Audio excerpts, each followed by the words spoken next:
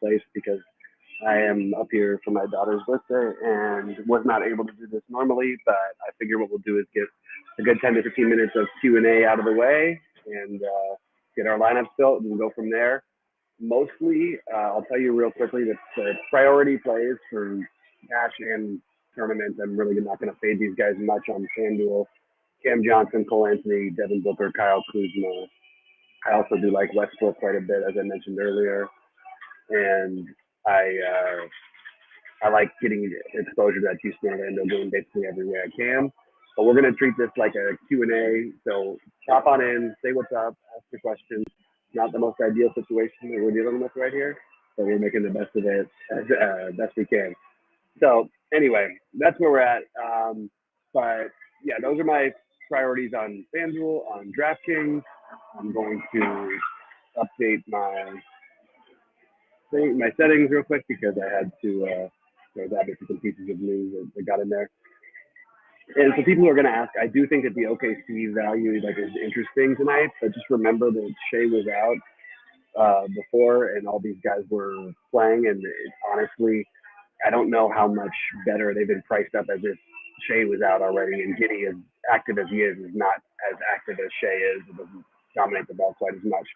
So let's get into it. And I'm sure we're going to get a bunch of Ish Smith questions.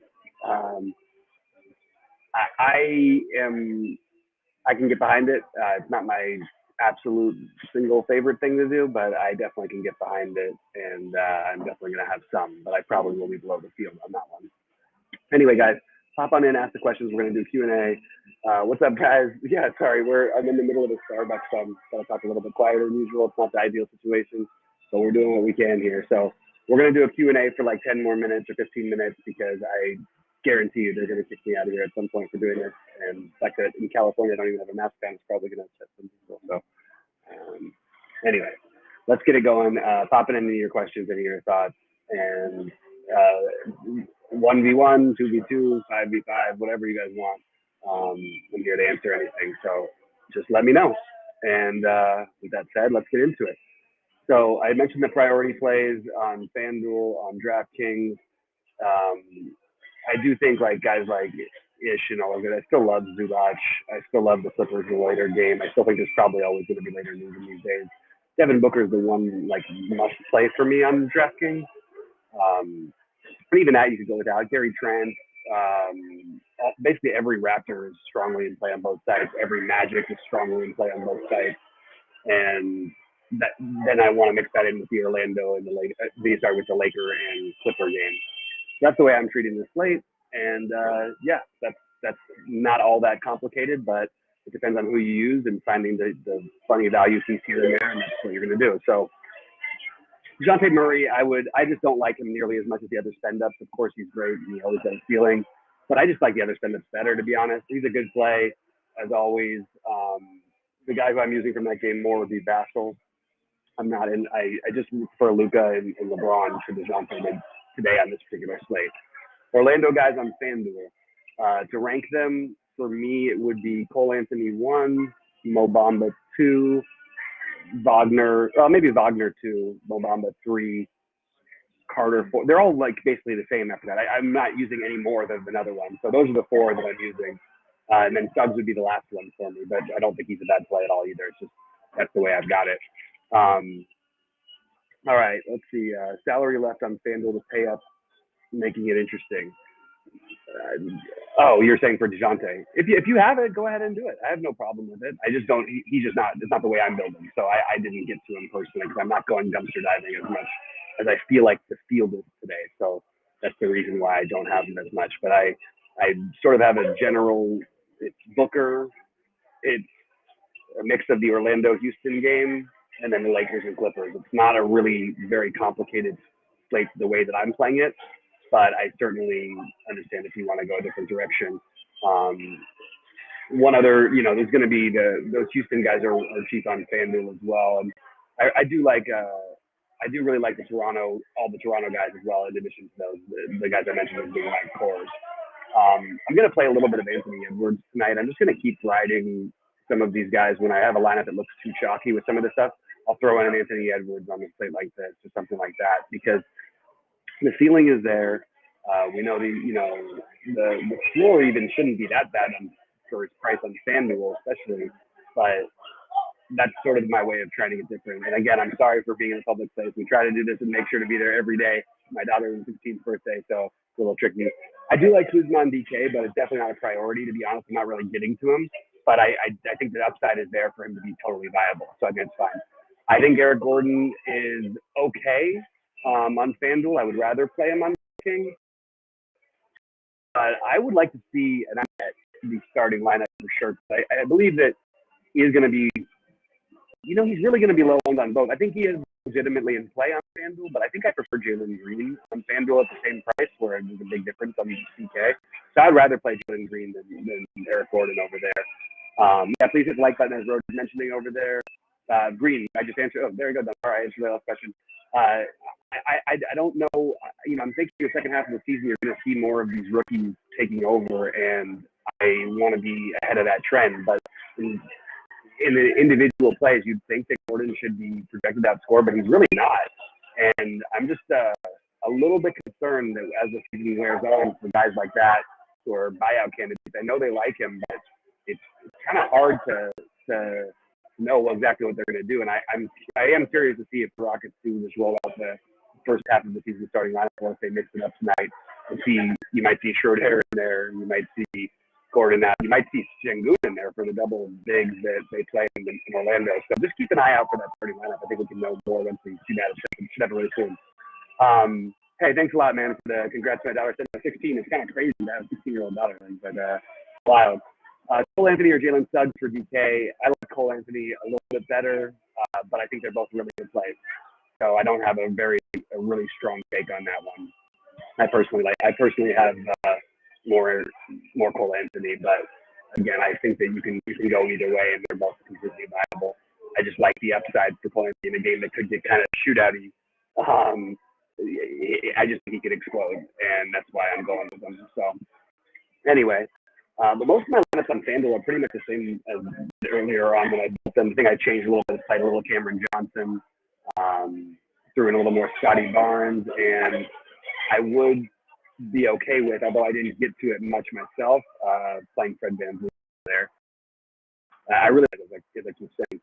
But keep popping in questions if there's any thoughts or anything. I know a lot of people still like the crunch time from RG, and I think that they do a great job as well. And today I'm a little bit, not in my best form because I'm on the road here in the crowded restaurant and trying to make this work. But yeah, keep firing in on any questions, and I'll let you know exactly what I'm doing. Because another guy who I'm coming up with some of on FanDuel is Bogdanovich, which feels a little weird, but I'm doing it. By the way, Shea is a reasonable play tonight, but Shea is, in my opinion, going to be kind of drastically over-owned at my current projection level. Like, he basically has to get 50. If you're going to be like 60+% owned, he could very well just go completely nuts here tonight, but I'm going to just fade it. I'm totally okay with having to fade a little bit of a shock. I also think there's a chance Indiana blows him out of the building second back-to-back and whatnot. He still can get there, but I still like that. Ron and Wesley together or no? No, I would not play them together. On FanDuel, I think it's like if you're stacking a game fully, I think it's okay. I definitely wouldn't do it on Draftkings, but I wouldn't do it. I don't think it's like terrible. It's just not what I would do. I'm looking at some of these other projection, highly projected guys on DK, guys like, Ish and Lonnie Walker and Kennard. I'm kind of siding with Kennard over those guys, but a lot of that has to do even with game start time and maybe mixing in a little Dwight Howard. I don't know how much they're really going to play Howard, but I am open to seeing what opens up later. And it's not going to come necessarily in the form of a player sitting out. It's more likely going to come in the form of what the starting lineup is in most of these cases. And I'm ready for teams to start changing things up a little bit in the second half of the year. I think you're going to see some of that. So that's part of the reason why I'm choosing the later guys. And I also like them just about the same anyway. Embiid or Luka, it's Luka for sure for me. You're going to get much lower ownership of Embiid, so if you feel like your lineup is too chalky, you can throw in some Embiid instead of Luka. But I just personally like Luka much better, and I like LeBron at his discounted price on Draftkings better. On FanDuel, I think Luka's the better play, and I would play Westbrook on FanDuel. But again, it's pretty much the same as what I felt earlier. I'm looking to see if there's anything else on Fanduel that I'm missing.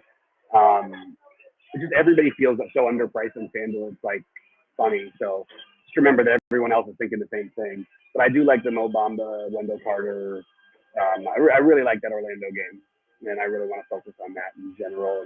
Running back, whether it's Gordon, Green, or Christian Wood, and that's the way I would run it.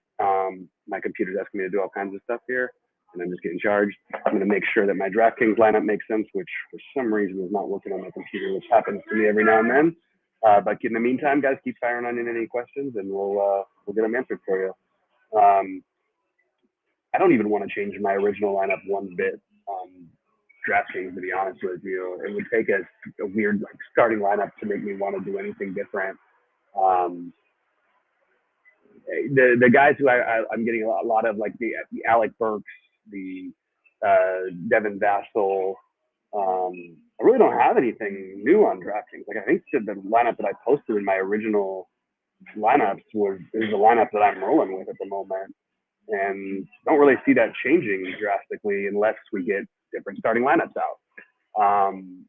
So even though there's been activity and there's things happening today, and of course Shea looks like a great play, I'm not going to just respond to that ownership. And if it beats me tonight, so it beats me tonight. But I think that there's a lot of paths for him to even get 45, and even if he gets 50, it's not like there's other guys who aren't going to get 50 on these kind of slates that are even cheaper. Like you have Shea is a better play than Kuzma. Don't get me wrong, but you get Kuzma at 2% ownership, and Shea is going to be what 50 or 60.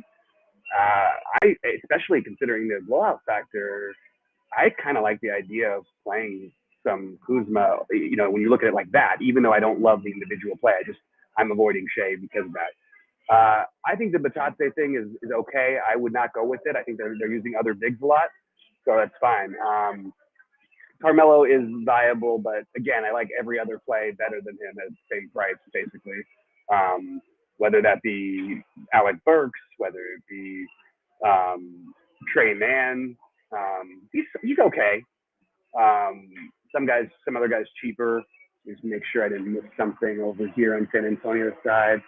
I like Vassell better than him. All these guys I just like better. So that's the reason why I'm not playing any Melo tonight. Again, he could always shoot his way into a game. It's not like he's like, there's no like logical, real narrative thing to do with Melo in this kind of a game. It's just, can he make 6 threes? Yeah. Can he have 8 fantasy points? Yeah. It's just taking a wild card play, and there's just better plays in that price tier.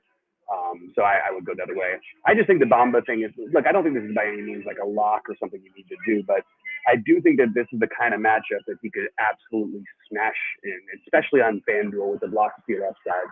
That's my argument for it. I'm not probably going to change anything with that. I do have Bamba in my 2 big buy-in lineups on FanDuel, which feels a little funny, but I like it, and I'm mixed in Anthony Edwards in one of them to get a little off, not off the board, but just a little bit lower. I have a Bogdanovich in one. These are not like way off the board guys. They're just guys who are showing up for me as being lower owned than I feel that they should be. So that's the way I'm siding with it. And really, again, the Toronto, I just think it's very simple. The Toronto, Orlando, Houston, Toronto, Lakers, Clippers. That's what I'm doing, and then I'm just mixing in pieces. I understand everybody who wants to get into the OKC stuff, and that's fine. Just remember, they've got a lot of bodies. They could go a lot of different directions. Maybe you want to mix in a Wiggins for value or something, or Trey Mann on DraftKings where he's cheaper. Poku on DraftKings where he's a little cheaper, but still kind of expensive. But I just am not going to do the Shea at 1,000,000%. I guess that big fade we'll see how that works. No interest in Montrez for me. I don't think there's anything wrong with it. I just didn't find any time that I really needed to play him because of my other preferences. It's not like he needs to. What is this? Maybe 6,700 on FanDuel. On DraftKings, let's see real quick. See if I can get behind this price. Sorry, I've got all my numbers up, but it's juggling between things on the road, so it's a little tricky. And they're also in different places. All right. I do think on DraftKings he's in play. Yeah, I actually think on Montrez on DraftKings is a solid play, but I am not personally doing it. So I agree with it, but I'm not. You can't play everybody. You like Robert Covington? That's fine. He fits into all those Clippers guys for me. And I'm okay with anybody you're playing in the late games because you're going to have switchability, and I would try to get more and more of those guys if possible. Just the way that I would approach the slate. Looks like there was just some other news that came in, just making sure it's nothing that's too significant. I don't see anything. Rockets are starting Porter, Green, Gordon, Tate, and Wood. So now I do feel good with Gordon. I think you could just easily play Gordon or Green on Fanduel. I'm personally playing Green, but I think Gordon is just as good of a play, basically. But you also have the small forward eligibility of Cam Johnson, and I'm using guys like Edward. Like, just remember, get your positions right. You know what I mean? Like, you've got guys who are shooting guard, small forward, use them at small forward, which is why I didn't end up needing to use Jalen Green as much, because I did the reverse and I used Anthony Edwards and Cam Johnson rather than Anthony Edwards and Jalen Green. And again, I just want exposure to these guys, these young guys with the massive upsides when people are sort of overlooking them on these kinds of slates. I'm going to get out of here in like 2 minutes. So let me know if there's anything else you guys have thoughts on, or we're going to just let it run and hope that we get it going tonight. That we get started off on the right foot. We should have sheets back Monday. I'll be here. We'll be in depth on everything. We'll probably starting this show a little bit earlier, and then Sheets will take you guys through the end. I'll start it off, and I think that's the way we're going to run it going forward. Also making a lot of changes to the site, which I think you guys are really going to love. Probably, I would say second week of March. It'll be maybe it's the end of first week of March. It's going to be really, really cool. Anyway, guys, if there's nothing else, I'm going to get out of here because this is kind of an awkward situation. But let me know if there's anything. I'll give you guys a minute to catch up. And if not, let's crush it tonight. I'll be in Discord as much as I can be. Make sure to try to tag at me so I can answer you. I'll get more notifications that way. I'll continue checking. But again, I'll be with my daughter for her birthday. So it's going to be a little bit tricky. I had to sneak away to come do this. But that's sort of my overall thoughts on the slate. So remember to hit the like button. And thank you, Evan. I've got my little green juice here. And yeah, good luck to everybody. I didn't even know Evan. I thought Evan was on vacation too. I thought this was everybody's like end of their vacation week. But we'll be back full force next week. And by the way, if you guys haven't had a chance to check out the Around the Industry tab on our site, I mean, I talked about this before, but Evan created something pretty incredible where you could type anybody's name in. It'll take you to the exact part of the YouTube video that anybody else is talking about that guy, or that play, or that game, or that team, or whatever. It's a really, really cool tool that I'll go through with you guys again, but I'm not going to be able to do it right now. But it's something to definitely check out. Great work by Evan on that stuff. So anyway, good luck to everybody tonight. We appreciate you all and watching us grow. And we're actually just finished with the bank and confirming our LLC and getting our account set up and everything. And good things are happening. So let's make some money tonight. And good luck, everybody.